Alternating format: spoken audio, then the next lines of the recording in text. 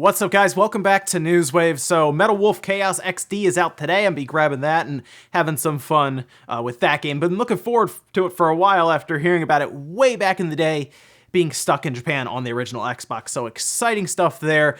Today, though, we're going to go over quite a few things, including one game that seems to be making fans of Zelda Breath of the Wild kind of angry because it appears to be bit of a ripoff, and we're going to go over that and why I guess some fans are just flat out destroying systems at conventions over it. We're also going to go over what happened at EVO, because there was a Snake or Metal Gear Solid tease, but nothing happened, and we're going to talk a bit about what exactly happened there. As always, guys, enjoy these videos, make sure the like button, it does help out, and get subscribed so you can stay up to date on all the gaming news going on in the gaming world. We're actually going to start today with Darksiders 2, because as we all figured, Darksiders 1 goes to the Switch, and go figure, Darksiders 2 follows. In fact, it was announced, they had a full trailer, and this is coming, I think, a little later than it should be, but it's coming September 26th. Now, the Definitive Edition will have all of the DLC and stuff included that they say runs to about 30 hours or so, reworked visuals. I expect it to have similar to what the first one had, where it had like a performance and quality mode. September 26th, though, and that might be a bit late, I think. I think if it came out like next week, midway through August, it would have a much better chance. Keep in mind, that is a week after Zelda. Yeah, that's tough, right? That's tough. And then we're going into October where there's a bunch of other releases. It's not going to be an easy spot for it. I guess that's just where they could put it. But I think if it came out, like I said, in the next week or two, it would have a much better chance before Astral Chain rather than after Astral Chain, Daemon X Machina, Zelda. And then, of course, we go into October, November, and it gets really crazy. So it is going to be $29.99 physically and digitally. And if you like the first one, I would definitely look into the second one. Also at EVO 2019, we had an announcement that got people really excited, specifically people who are fans of the Guilty Gear series by Arc Sys Works, and this looked awesome. Like, I'm not a big Guilty Gear fan. I'm really not, but I like watching people who are really good at it. That's one of the few games I'll actually enjoy watching people play because it looks really good in motion, and this looks good. Wow, the trailer that they showed visually is stunning. I mean, it really is. And they didn't really show much, just a kind of a quick little bit of gameplay, it looked like, that was going between cutscene and gameplay. Of course, they're probably using just real-time visuals for their cutscenes and everything, but the art style, the animation, how fluid it looked, this looks great. Not out till 2020, which yeah, I mean, I guess it's going to take a bit of time to get that one done, but it debuted at a great place at EVO, where that's where your core audience is, and just the visual style and everything that they showed, even though it was a very small teaser, looked really good. So fans of Guilty Gear have got to be excited for next year. Also, do you remember how we had Halo Reach announced for the Master Chief Collection for the Xbox One and the PC? We haven't really heard much about it, right? Like, it's been kind of quiet, and a lot of us have been wondering, well, we had an update, and they do this a lot for the Master Chief Collection. They do like roadmap updates all the time, what's going on, and unfortunately, it looks like Halo Reach, at least for now, is delayed, and on their page, they seem to cite something to do with memory issues, and they point at the Xbox One, and I assume they're pointing at like the old first generation Xbox One, because that is like the slowest machine out of obviously the Xbox One, the Xbox One S, the X, that's it right there.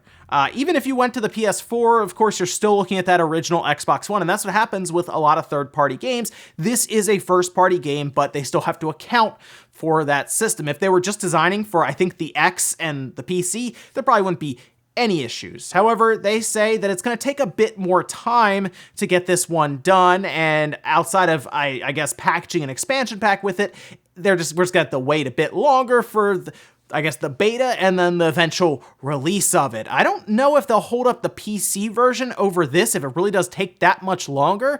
I hope not, because hey, I'm sure it works fine on the PC, but I'll keep you guys up to date because Halo Reach coming out on the Xbox One and the PC is going to be awesome. And guys, some of the quick news out of the way, let's get into the bigger stuff, and we're going to start with Pokemon news, because there is a new presentation of some kind. I assume it's going to be like one of those trailers that they just drop and you can watch. It's probably like, I would say, a couple minutes long, just with more information. It was actually shown in a tweet that was put out yesterday from the Pokemon Company that just says Galar Research Update. Of course, show of hands fans, trainers, who's ready for more information on Pokemon Sword and Shield, and that would be on the 7th. So August 7th, tomorrow, Wednesday, we will be getting more information on Pokemon Sword and Shield. Now, what are they going to show? That is the question right now. They could show new trainers, new gym leaders.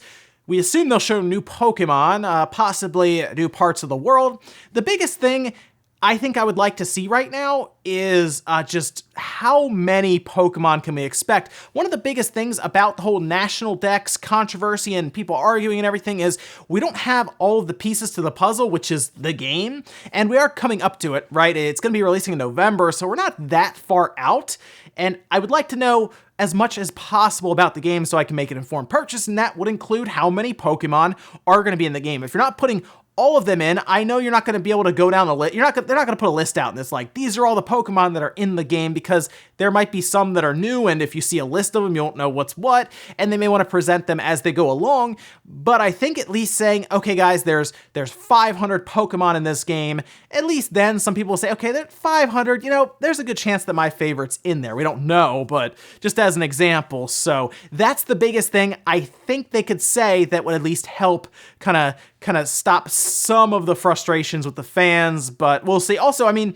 if they have some really cool features that they're going to show, it seems like every time they show more and more features for the game, people get a little less annoyed. So, hey, maybe they have some cool stuff they can show us, and here's hoping they do, but definitely look out for this Pokemon trailer presentation that's going to drop 9 a.m. Eastern Time tomorrow, Wednesday, and we'll see what happens. Next up, let's talk about EVO, because something really strange happened during the Tekken finals, and that was that Snake called in through a codec noise that got people really excited. Seriously, people in the crowd were freaking out, people who were watching the stream. I talked to people when this was happening, whether it was on Twitter and other places, and yeah, everyone started to get really hyped because we thought there was going to be a Snake announcement for Tekken 7. That unfortunately did not happen. Now, we did get the Season 3 and stuff, and they showed off a few new characters with more to come, bunch of extra stuff that was happening, which is great for fans of the Tekken series, but where was Snake? What was that about? Well,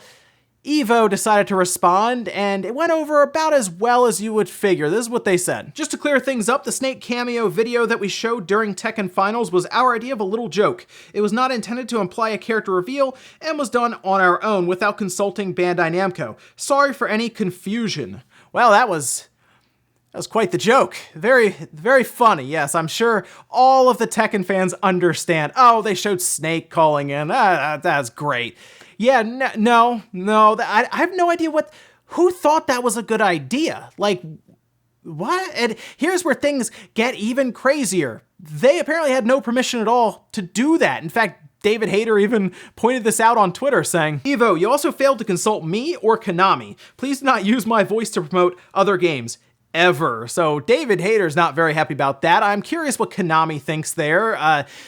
Odd to use Snake in that capacity. Now, if they were building up to, an announcement, all of that makes sense. In fact, that's how and I'm sure many of you would do it. You do a little fun little tease where Snake is a part of the action in some way. And I would have done codec calls throughout the night leading up to it. Maybe I would have even done a codec call and just no answer, right? You just hear the codec and you go, whoa, okay, what's happening?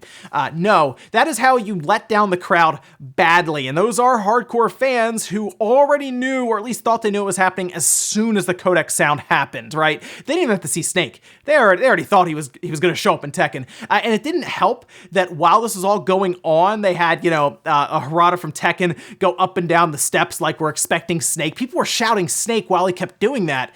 So they had already set him up for having a much harder time. Fortunately, he played it all off and everything, and he showed characters people got excited for, but Snake was never there. So EVO, don't do that again. Why would you do that? At least look back on this and say, you know what? Maybe we shouldn't tease a legendary character for a game that has a massive hardcore audience in front of them at this massive event. Yeah, don't do that next time. Next up, let's take a look at the UK sales charts, because something interesting is happening there. Fire Emblem continues to top the charts. This is the second week in a row. Now, I also look at this chart and say, okay, not a lot's been coming out, and Fire Emblem is taking full advantage of that.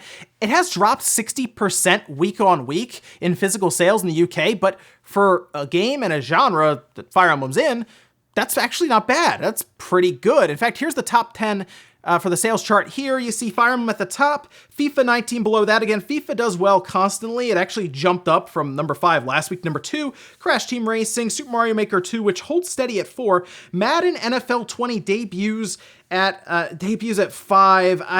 I'm curious how this is going to do in the MPDs. I just feel like maybe it's me. Madden is kind of losing a bit of its shine. It's just not as exciting as it used to be, although I'm thinking of Madden 2005 and 2000, 5 through 10, but hey, that's me. Grand Theft Auto 5, Mario Kart 8 Deluxe, Wolfenstein Youngblood, Super Smash Bros. Ultimate, and then Minecraft. So yes, Fire Emblem continues to hold on strong, and that's a big deal for the franchise. Now, we've talked about how in Japan the sales weren't amazing first week, but I have to say, looking at the UK sales charts, I'm a little more hopeful for week 2.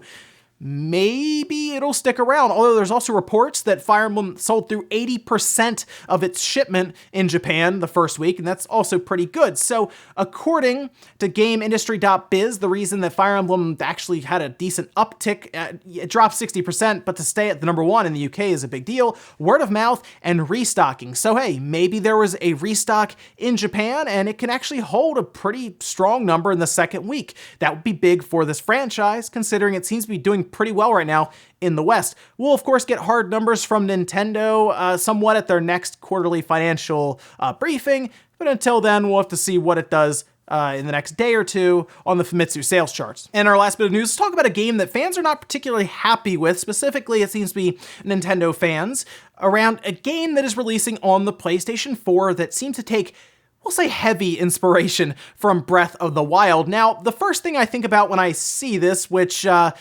let me just show you what exactly happened at China Joy, which is a big gaming convention, of course, that took place in China. Daniel Ahmed covered it, showcasing several things happening there where fans were protesting this game as Sony was showing it off and promoting it. For example, there was someone who decided to smash their PlayStation 4. This game is called Genshin Impact on the PS4. It's due out 2020, and several people see this as Daniel Ahmed puts it, shameless of Sony to promote this because of the heavy inspiration and the significant, we'll say, similarities between them. Now, I looked at this game and I said, yes, it has a similar visual style to Breath of the Wild, but at least so far, there's no rock. Okay, nope, there's rock climbing. All right, so there's rock climbing.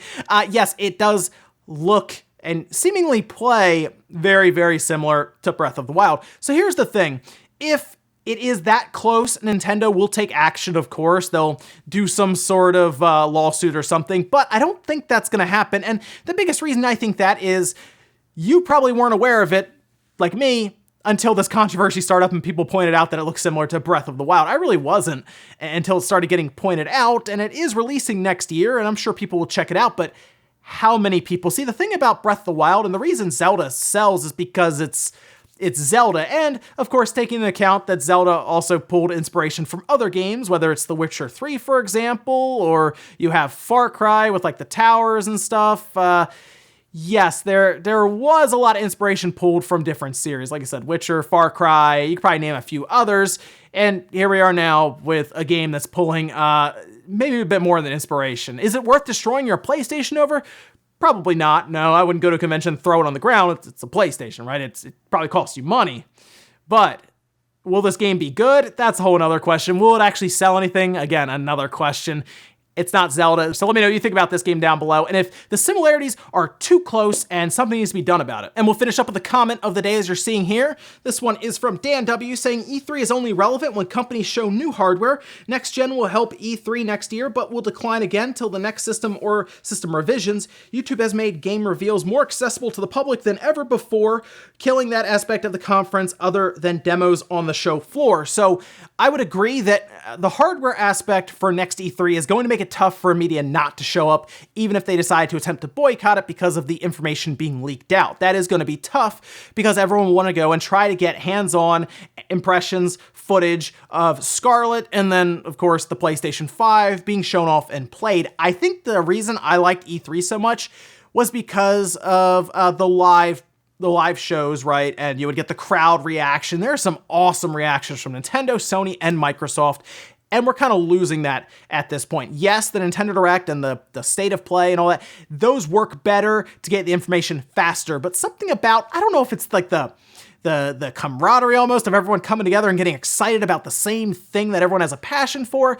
That is really fun. I mean, people love watching the Nintendo New York store where they're all watching like Metroid or something get revealed and people are freaking out. People like watching those on YouTube a lot. But yes, information being delivered through YouTube, much easier, faster, and you're probably right. E3 as a trade show is falling off, and I don't think there's much coming back for it, especially after that big leak. Ladies and gentlemen, let's go do here for Newswave. If you enjoyed this video, guys, hit the like button, really helps out. If not, hit the dislike. Leave comments down below about everything we've talked about, whether it's Genshin Impact, the game that looks suspiciously like Breath of the Wild. Is it too close, or are you thinking, you know what, it's probably not going to sell that well anyway, so why would Nintendo waste their time with it? Also, let me know what you think about the whole EVO thing with Snake. Seems a bit out there, and then what would you like to see from Pokemon that might flip your opinion on it with the whole National Dex thing? Thanks, guys, for watching, and I'll see you next time.